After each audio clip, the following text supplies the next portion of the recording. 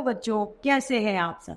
मैं आशा करती हूँ आप सभी लोग स्वस्थ होंगे और खुश भी हो। आज हम हमारा पाठ वर्णमाला एवं मात्राएं पढ़ेंगे और समझें। वर्णमाला क्या है? वर्णमाला वर्णों को क्रम में लिखना ही वर्णमाला है। वर्णमाला उसके शब्द से ही पता चल रहा है कि वर्णों को एक माला के रूप में पिरो देना, मतलब क्रम में लिखना ही वर्णमाला है। तो आइए इस पाठ को हम लोग विस्तार से पढ़ते और समझते हैं। यह है हमारा पाठ 2, वर्णमाला एवं मात्राएं। हम अपनी बात वाक्यों में कहते या लिखते हैं, या तो हम बोल के बताते हैं अपनी बात या फिर लिख के बताते हैं। वाक्य शब्दों से बनते हैं, शब्द ध्वनि से बनते हैं। नीचे दिए गए चित्रों के नामों का उच्चारण कीजिए। अब सबसे पहले आया चित्र जिसमें दिया गया है गाय। गाय कैसे बना? ग हलंत में आ जोड़ा और य में अ, तो बन गया गाय। बस, बस। ब हलंत में अ में स और अ जोड़ा तो बन गया बस। और बालक में ब हलंत आ में ल हलंत अ और क हलंत में अ जोड़ा तो फलस्वरूप हमारे पास परिणाम आया बालक, बालक।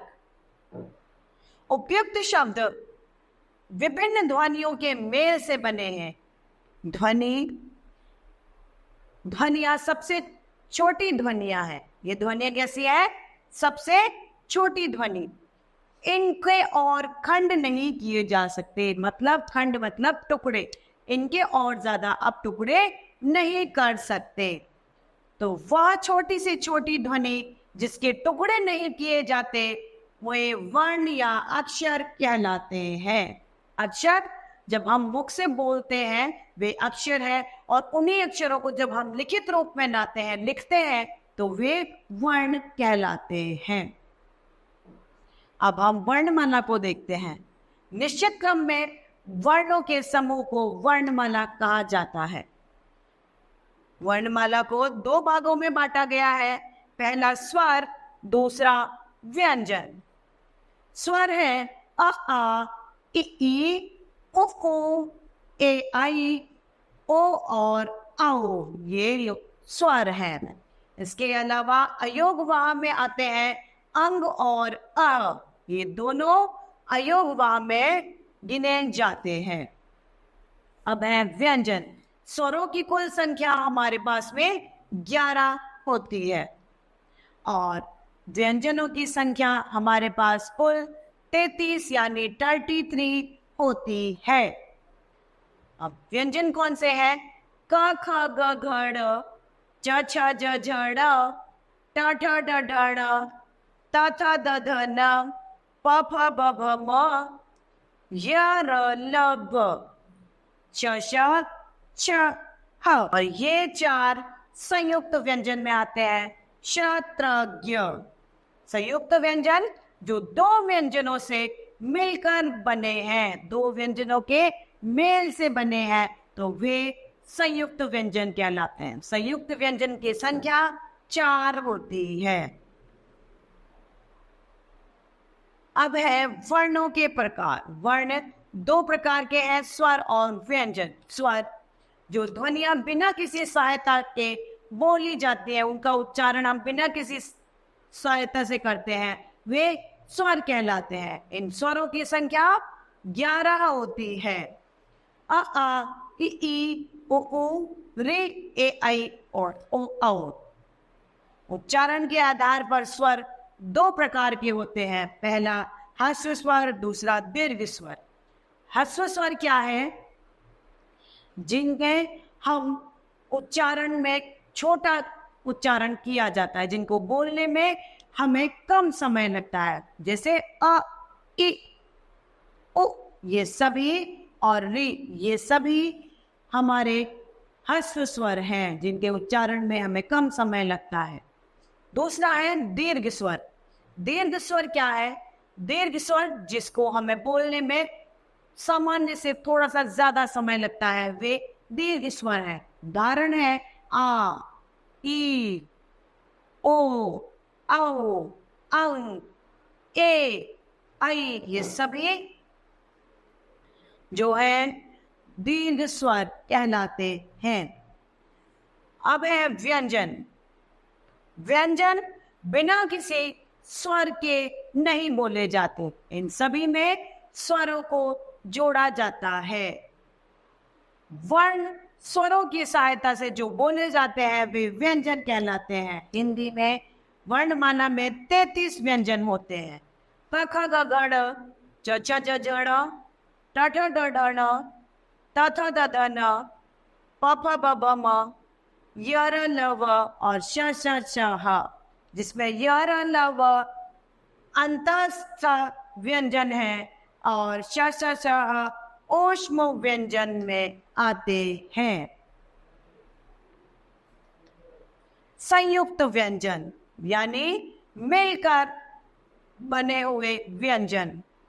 श, त्र, ज्ञ और श्रमिक ये चारों संयुक्त व्यंजन में आते हैं।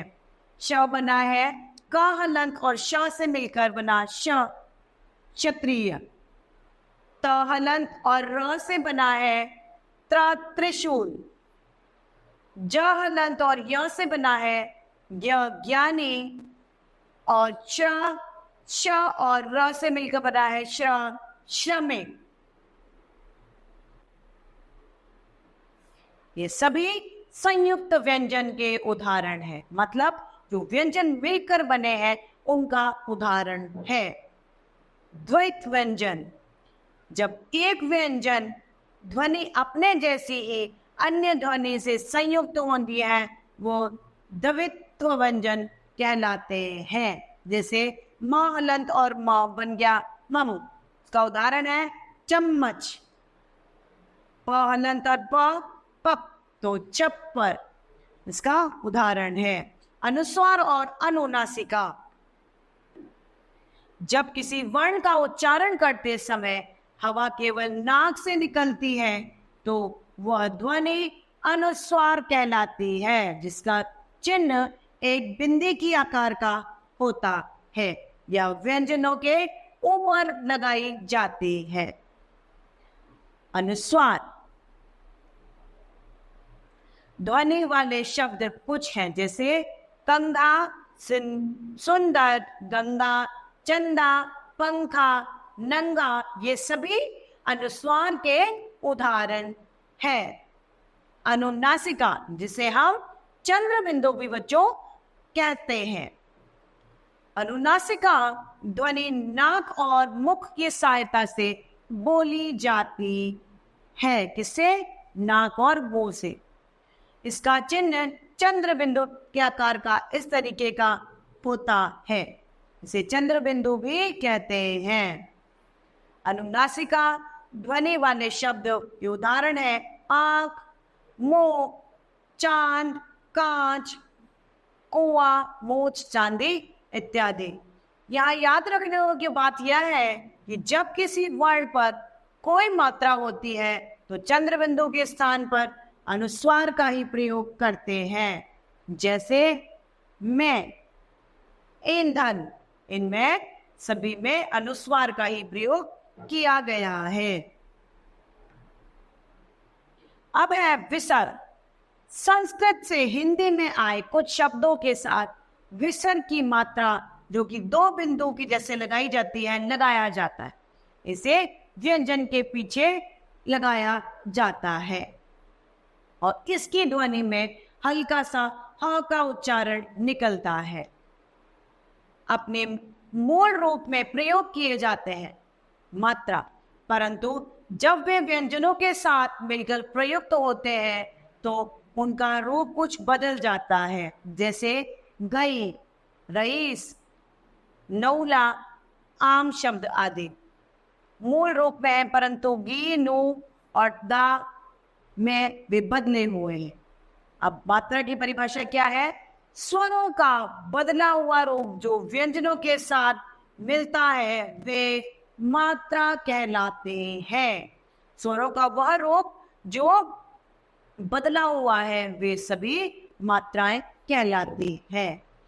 अ की कोई मात्रा नहीं होती, आ की मात्रा ए की, ओ ओ की, ऊ की, री, ए आई ओ और औ, ये सभी मात्राएं हैं।